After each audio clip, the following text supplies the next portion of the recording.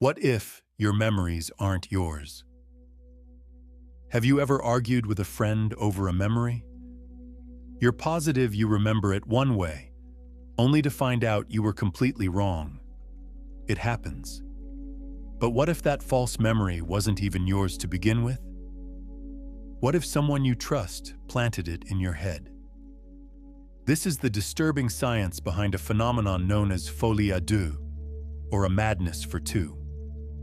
It's a psychological process that may help explain the bizarre case of Ursula and Sabina Eriksson, identical twin sisters who, in the grip of a shared terror, suddenly began throwing themselves into oncoming traffic on a busy British motorway. Their story blurs the line between memory and delusion, and it forces us to ask a terrifying question. How much of what we believe to be real is simply a reflection of someone else's madness? The premise.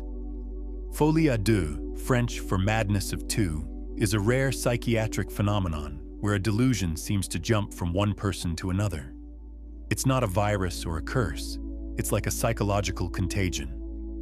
While modern psychiatry doesn't really use folie à deux as a standalone diagnosis anymore, it's now folded into other psychotic disorders. The concept of a shared psychosis is still very real. It usually happens between two people in a very close, often isolated relationship. One person, the inducer, develops a primary psychotic belief.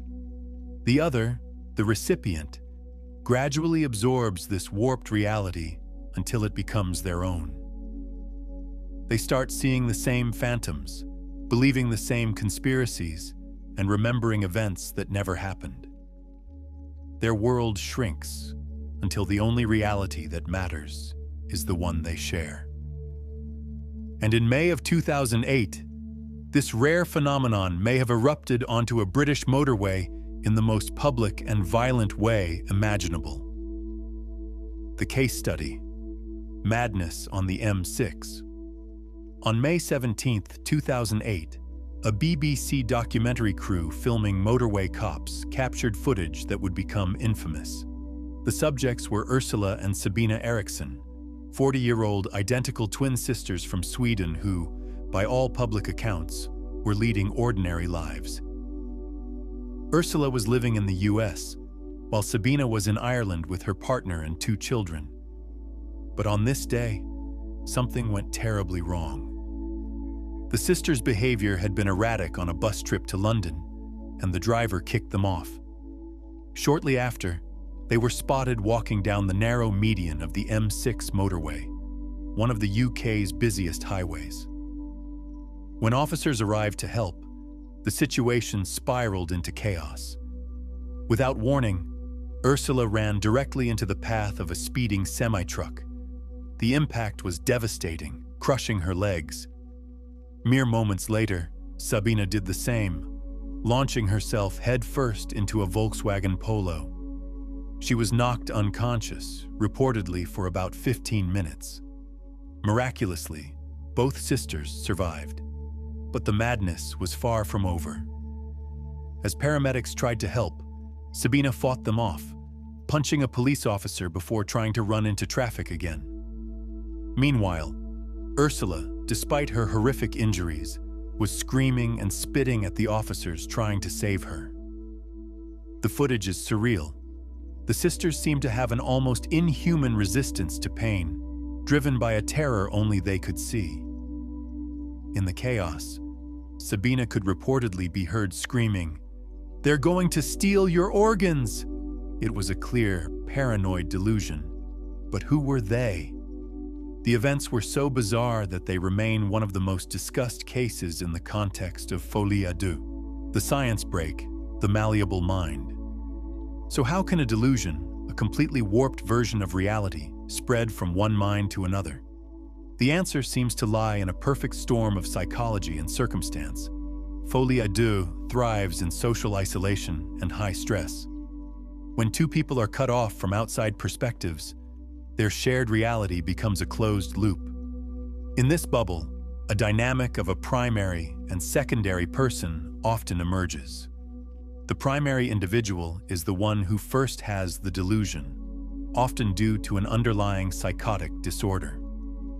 The secondary, who is usually more passive and suggestible, unconsciously adopts the delusion to maintain the intense relationship. This phenomenon points to a more fundamental truth. Our memories are not reliable video recorders.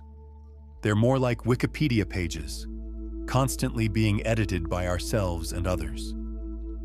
Just look at the work of psychologist Elizabeth Loftus. Her research on the misinformation effect shows how easily our recollections can be altered.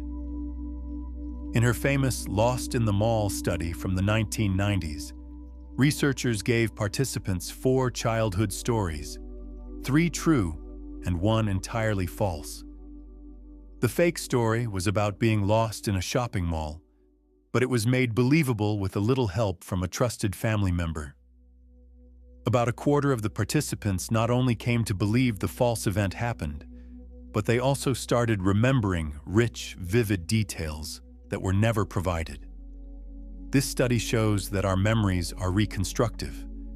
We rebuild them from bits of truth, perception, and suggestion. While this doesn't directly explain the Erickson twins' ordeal, it illuminates the core mechanism. Under the right conditions of trust and stress, a belief can be planted and grow just as real as any true experience. Return to the case. The aftermath. The story of the Erickson twins took an even darker turn. Ursula was hospitalized, but Sabina's injuries were less severe, and she was taken into police custody. She seemed surprisingly calm, telling an officer, "We say in Sweden that an accident rarely comes alone. Usually at least one more follows." On May 19th, she pleaded guilty to trespassing and assaulting an officer. The court, without ordering a full psychiatric evaluation, sentenced her to a single day in custody and let her walk free. Alone, Sabina wandered the streets until she met 54-year-old Glenn Hollinshead, a kind-hearted man who offered her a place to stay. At his home, her behavior was paranoid. She kept peering out the window and warned her hosts that their cigarettes could be poisoned. The next day, as Glenn went to a neighbor's to ask for tea bags, something in Sabina snapped. He staggered out of his house, bleeding, and collapsed, telling his neighbor, "She stabbed me," before dying from his injuries. Sabina fled, striking herself in the head with a hammer she'd grabbed from the house. The chase ended when she jumped from a bridge, falling about 40 feet onto a busy road. Once again, she survived.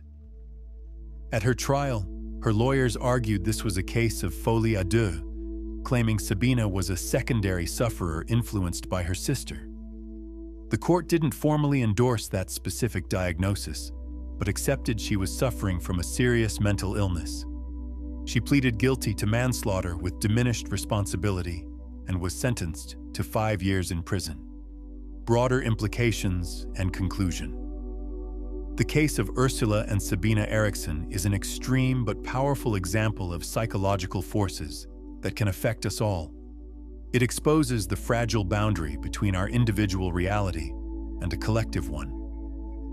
The delusions may have originated with one sister, but they were fueled by their intense, isolated bond. This isn't just about rare psychiatric disorders. Think about memory conformity. Studies show that when we discuss a memory with others, our own recollection can shift to align with the group's narrative. We start remembering details we never actually witnessed. It's not a conscious lie. Our brains simply rewrite the memory to fit the consensus. In an era of social media echo chambers and algorithm-driven news, we are all more susceptible to a modern, digital version of this phenomenon. We can become trapped in informational bubbles where our beliefs are constantly reinforced and dissenting views are filtered out. The Erickson twins' story is a chilling reminder that our perception of the world isn't objective truth. It's a story we tell ourselves, co-written by the people we trust and the information we consume. Your memories make you who you are. But what happens when those fundamental building blocks of your identity aren't entirely your own? What happens when you're living inside someone else's story? The line is far thinner than we dare to imagine. What are your thoughts on this case? Have you ever experienced a shared memory that turned out to be false? Let me know in the comments below. And if you find these explorations into the darker corners of psychology fascinating, make sure to subscribe so you don't miss what's next.